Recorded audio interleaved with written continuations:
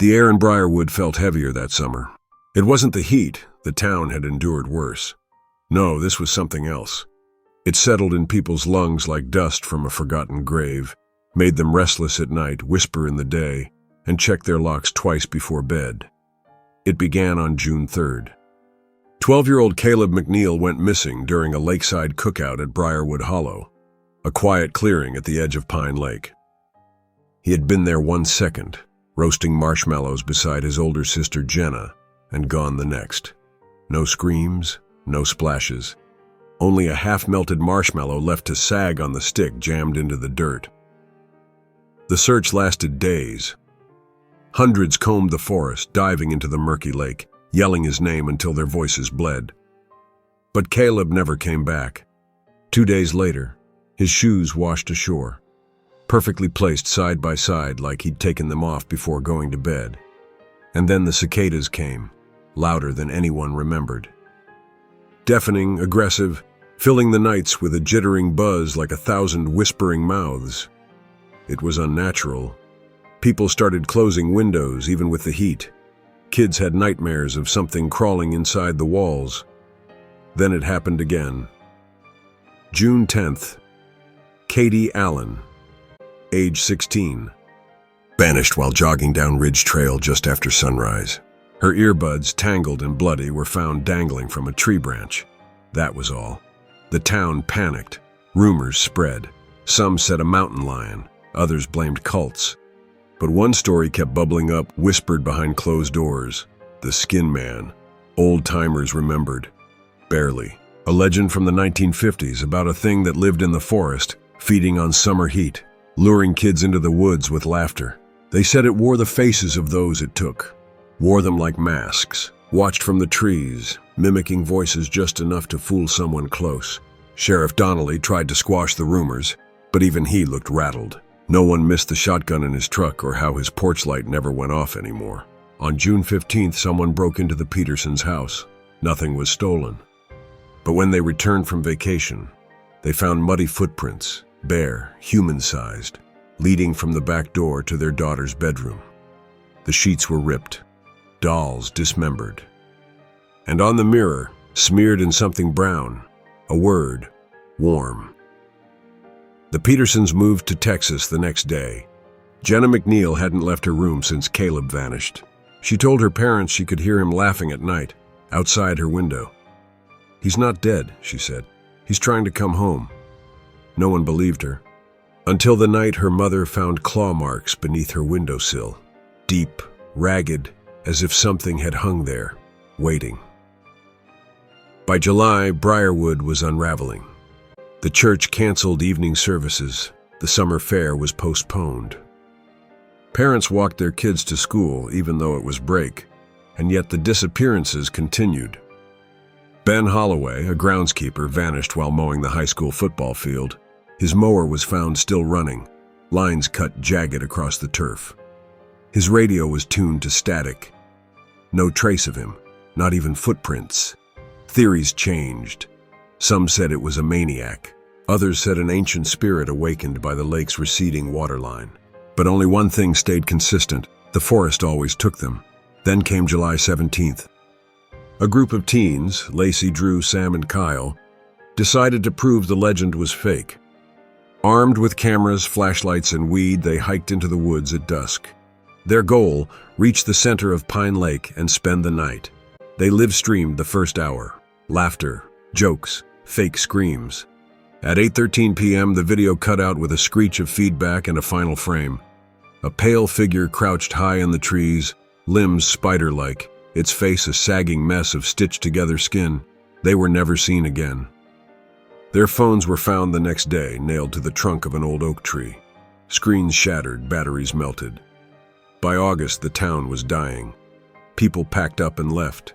Shops closed. Mail stopped coming. Even the police station was deserted one morning. Doors wide open, lights still flickering. Only a few stayed. Among them was Henry Malloy, a retired forest ranger. He remembered the stories from when he was a boy. Stories of an ancient thing tied to the land. Something that slept during winter, stirred during spring, and fed in summer. He called it the harvest season. Henry believed it wasn't a monster in the traditional sense. He thought it was a wound, a rot in the earth, something that took shape when people forgot to fear the land. He wrote everything down in a journal. His final entry was dated August 21st. The heat won't break. The trees are whispering again. Something walked across my roof last night, bare feet, dragging something behind. I think the harvest is almost done. I think I'm next. His house was found empty, doors locked from the inside. But in the kitchen sink, resting like a forgotten dish, was Henry's peeled-off face. By the time August faded into September, Briarwood was a ghost town. Windows were boarded, yards overgrown. The streets echoed with the creak of rusted swings and wind-blown trash. The school sat hollow, doors chained shut, and above all, always the ceaseless sound of the cicadas. Only 8 people remained. Among them was Mara Glenn, a 31-year-old nurse who had moved back home after her mother died. She didn't believe in legends. She believed in trauma, paranoia, and the dark corners of the mind. But even she couldn't explain the things she had seen, like the thing that passed by her front window each night at 2:14 a.m., dragging what looked like a sack, but moved like it was breathing, or the way her mirrors fogged from the inside when no one had taken a shower, or how her dead cat, buried behind the shed, was back on her porch the next morning, eyes open, tail twitching, its mouth whispering her name. On September 2nd, Mara found a note under her pillow. In her own handwriting, it read, "You shouldn't be here. She's coming back through him. She lived alone." Meanwhile, Father Thomas, who refused to abandon his church, began ringing the bell at random hours. When confronted, he said the bell kept it away. "It likes quiet," he told Mara. "The bell. It makes it remember pain." The next morning, Father Thomas was found in the bell tower. He had carved circles into his body, hundreds of them, over every inch of flesh, each perfectly symmetrical, each filled with ash. He'd burned the pages of his Bible, mixed the ashes with water, and painted his skin. Before he died, he wrote 3 words on the wall in his own blood: "It wears summer." The next day, Jenna McNeil returned to town. She was different. Gone were her glasses and quiet demeanor. She wore yellow even though the town was cold now, even though yellow was Caleb's favorite color. Her eyes no longer blinked. Her smile stayed too long. Her voice echoed slightly, even indoors. She said she had found her brother. "He's waiting in the lake," she whispered to Mara. "But he's not a boy anymore." Mara tried to get her help, called the 2 remaining officers left, Brett and Daniels. They found Jenna floating naked in the middle of Pine Lake that night, eyes closed, humming an old nursery rhyme. When they pulled her in, her skin was cold, but she was breathing, and her belly looked swollen. "Maybe pregnant," Daniels muttered. She wasn't. When they took her back to the station, she sat calmly for hours, silent, smiling. Then at 3:03 a.m. the power cut. Daniels screamed first. Brett found him crawling from the break room, eyes torn out, his tongue replaced with a caterpillar cocoon. He was babbling through blood, repeating, "He's under my skin. He's under my skin. He's under my skin." Jenna was gone, but her cell was locked. All that remained was a pile of wet lake moss, a handful of children's teeth, and a line of muddy footprints leading up the wall and across the ceiling. By mid-September, Mara started hearing Caleb's voice too. It came from the vents, from behind doors, from puddles. Sometimes it sounded scared, sometimes angry, sometimes empty.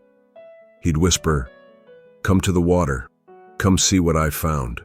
I kept it alive for you." Mara stopped sleeping. She boarded her vents, burned her carpets, but the voice found new ways, through her dreams.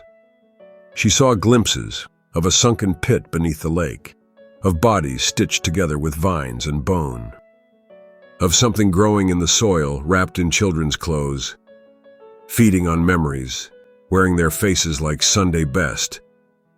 It wasn't one entity, it was many. Mara tried to leave. She packed her car and drove west. but the roads looped. She saw the same dead deer 4 times, its rib cage gnawed out, eyes replaced with buttons. On the 5th pass, it looked up at her and whispered, "Turn around, you forgot something." Her gas tank never emptied. Her phone wouldn't turn on past the town line. She was trapped. On September 18th, she returned home and found her mother sitting in the living room. Except her mother had died 3 months ago. The corpse was pristine. Fresh makeup, hair curled, dress ironed. She turned to Mara and smiled, then said, "I made dinner. You should eat, it's your favorite, liver and regret." Mara screamed, grabbed a fire poker and struck the thing until it stopped moving. It didn't bleed. Only water came out. Dirty lake-black water. And inside its stomach she found Caleb's inhaler. The house burned that night. Mara walked barefoot to the lake's edge. There, waiting, were the others. Jenna, Father Thomas, the Petersons, Katie, Caleb, all standing in the water, waist deep, heads tilted in unison. They spoke together. Summer never ends. Summer never ends. Summer never ends. The sun rose red, and Briarwood breathed one final time. The last day of September arrived cold and breathless. Mara awoke on the shore, her clothes soaked in lake water. She couldn't remember how she got there, but her arms were covered in scratches, some fresh, some older. Her nails had dirt under them. Her tongue tasted of ash. And in her hand, clenched tight like a reflex, was a key, an old rusted key with a ribbon tied around it, yellow, frayed at the edges. She knew instantly where it went, the storm shelter behind the McNeil farmhouse. The McNeils were long gone, except Jenna, and even she hadn't truly been Jenna. Mara walked there barefoot, shivering. The sky stayed a dull gray. No sun, no wind. Just the whisper of cicadas, growing louder. The shelter was hidden beneath weeds and broken fencing. She'd played there as a child back when the world made sense. She unlocked it. It opened with a shriek. Inside was a spiral staircase that hadn't existed before. Made of wet stone, moss-covered, descending far deeper than any basement should. She went down. With each step, the air grew colder, the buzzing in her ears sharper, and she began to hear voices, familiar, twisting. "Why did you leave me? Help me find my eyes. Don't look at it. If you look, it knows." At the bottom was a wooden door. Something breathed behind it. She opened it. The chamber beyond was circular, walls lined with shelves, each filled with faces, not masks, not paintings. Real flayed faces, preserved, smiling. In the center, a well. But it didn't go down. It rose up. Liquid floated inside, pulsing red and black, as though alive. Mara stepped closer. The surface rippled. A figure formed. Caleb, but not him. His eyes were too large, his neck too long, his smile too wide. "Hi, Mara," he said. "Do you want to see the rest?" Before she could answer, the liquid reached up, like hands, and pulled her inside. She fell for what felt like hours. When she landed, it wasn't in water.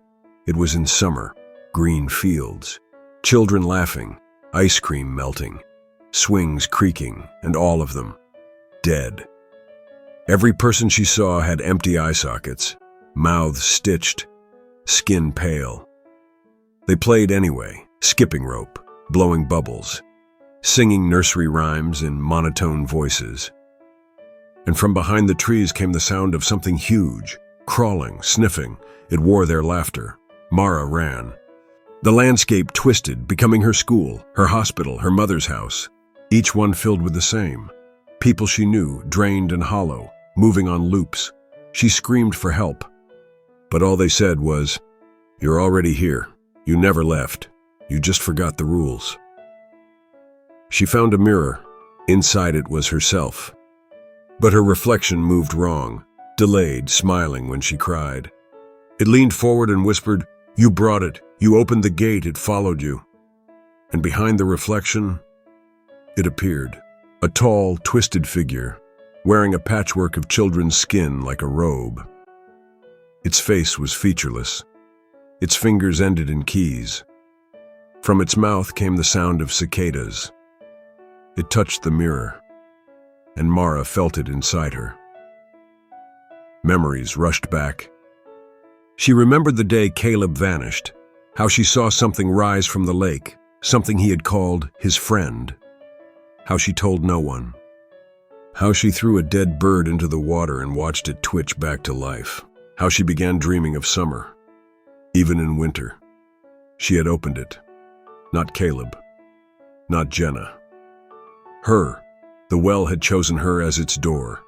She screamed and woke up, back in her house.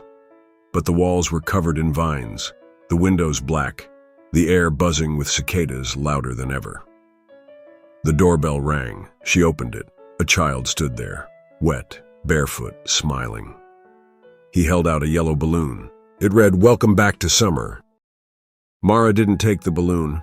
She backed away, but the child stepped inside.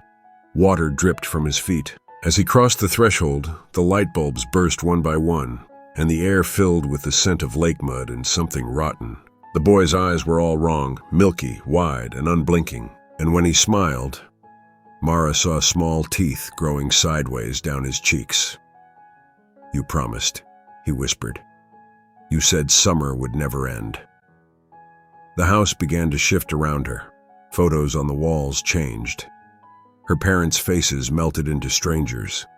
Her childhood self vanished from every frame. The boy ran a finger along the hallway wall. Wherever he touched, vines grew, pulsing like veins, writhing like they had somewhere to go. Then came the voices again, not from the boy, but from beneath the floorboards. Dozens, no, hundreds of them. Some laughed, some screamed, some chanted her name, and all were getting louder. Mara turned to run, but found herself standing on grass. Her house was gone. In its place stood an old fairground. Broken rides spun slowly in the wind. The air was filled with the sound of distant calliope music, out of tune, slowing down. The sky was bright, but no sun could be seen. Just an endless white. A ticket booth stood nearby. The girl inside wore no skin, just muscle and teeth and long blonde hair. She smiled, handing Mara a torn ticket. "Admit one," she croaked. "No exits, no refunds." Mara's hands shook as she held the ticket. The paper burned hot, branding her palm with the word, "Host."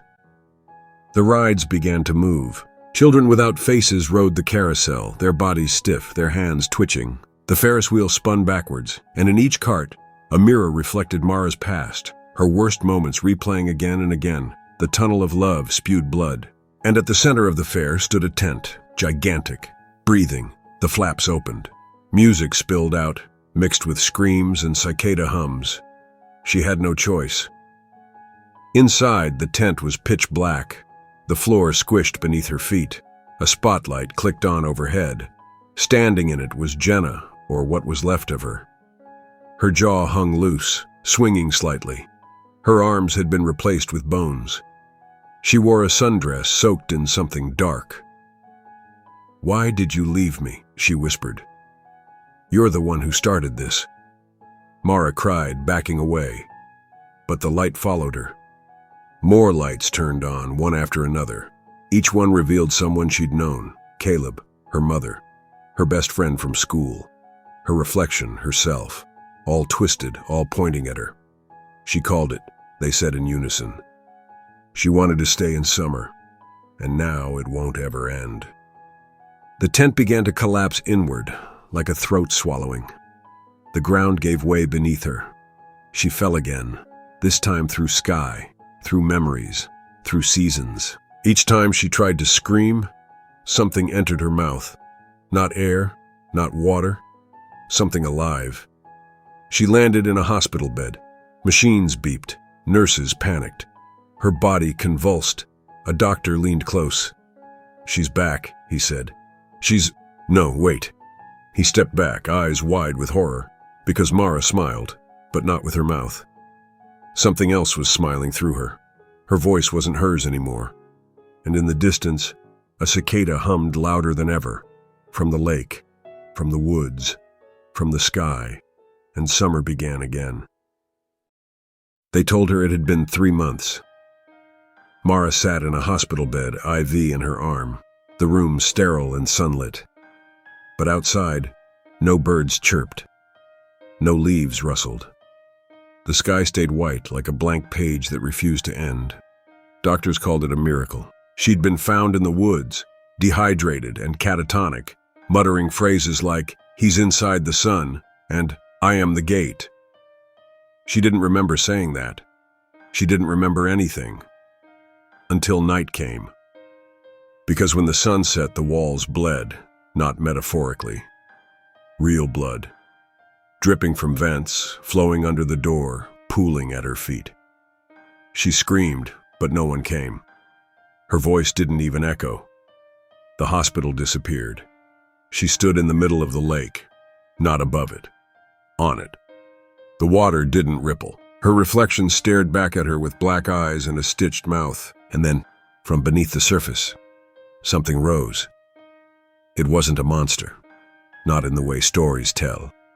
It was a version of her, older, hollow, laughing without sound, wearing a crown made of wasps.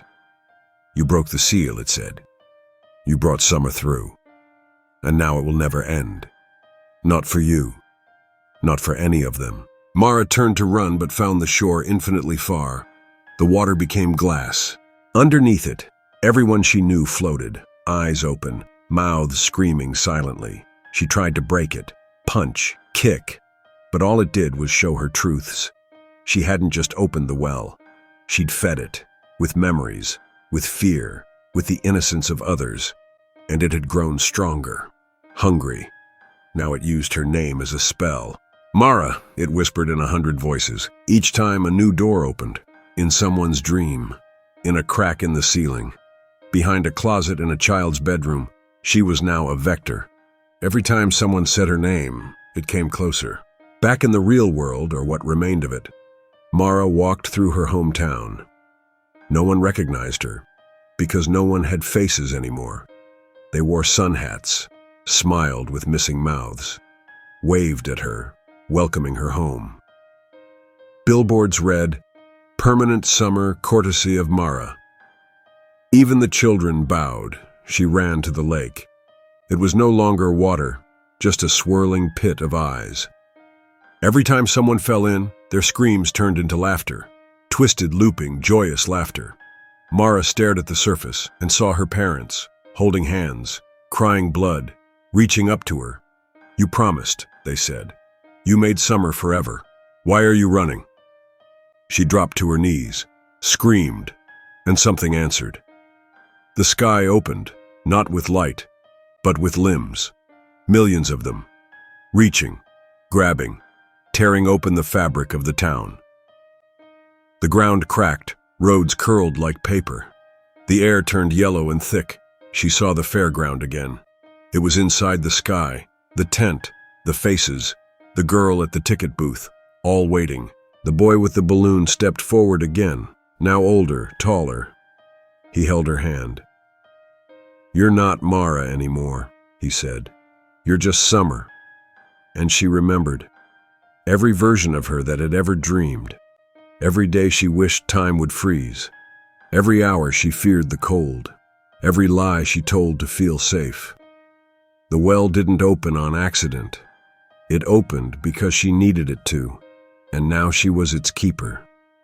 She smiled, stepped into the lake, and let it pull her under. Somewhere in a house far away, a little girl said, "Mara," before sleep. The air grew still. The closet door creaked open. Summer began again.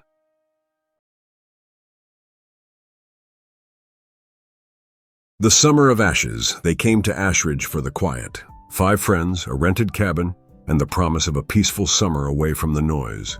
No phones, no internet. Just a remote place in the Appalachian woods where the days were long and the nights felt like eternity. Lena found the ad in a forum. Cabin near Ashridge. Unplug, unwind, Stay forever. She laughed at the last line. Seemed like a quirky tagline. The cabin looked old but charming. 2 stories, creaky floors, wood panel walls, and a fireplace that hadn't been lit in decades. It was perfect. The first night they played cards. They joked about ghosts. They roasted marshmallows. It felt like the beginning of a cliché horror movie, except for the ashes.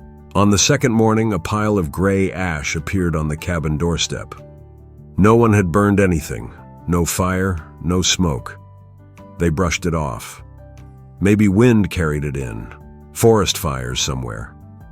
But by the next morning, the ash was inside. It covered the kitchen table, the stairs, the beds. Lena touched it. It was warm. That night they woke to coughing. Thick gray dust filled the air, and something moved in it. A shadow slithering up the walls, leaving trails of soot wherever it went. Jasper swore he saw something crawl into his mouth as he slept. He screamed for hours. The cabin doors wouldn't open, neither would the windows. Outside it looked like daylight, but no sun shone.